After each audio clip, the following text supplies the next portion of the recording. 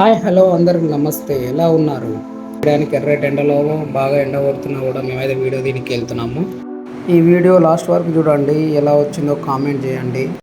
Hi friends, ఇప్పుడైతే మేము పెద్ద అడవికి అయితే వచ్చాము. ఇక్కడ చాలా పురాతనమైన వస్తువులు దొరుకుతాయని అందరు చెప్పారు, కాబట్టి మీకు ఒక వస్తువుని చూపిస్తాను.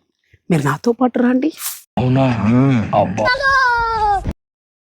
ఇదే ఆ వస్తువు, చాలా విలువైనది. ఏంటి మమ్మీ ఎవడీడు? ఇది పురాతనం. మా తాత గజగోవిందు తాగి ఇక్కడ పడేశాడట. దీనిని చూసారా ఎంత బాగుందో? ఏముంది ఇందులో? నీ దైత్యం తప్ప నాకేం కనపడతలేదు. వావ్, అప్పట్లోనే ఇంతగానో టెక్నాలజీతో చేశారంటే ఇది ఎంత అద్భుతమైనది. ఈ కళా నైపుణ్యం మామూలు వ్యక్తులకైతే రాదు, మా తాత లాంటి వాళ్ళకి మాత్రమే వస్తుంది. మా తాతగారు వాడిన ఇంకొక వస్తువు మీకు చూపిస్తాను, రండి. అతి పురాతనమైన ఎల్లో కలర్ మూత కలిగిన బాటిల్ ఇది. ఇది జర్మనీ, జపాన్కి చెందినది. మా తాత కోసం వాళ్ళ తాత లవరు.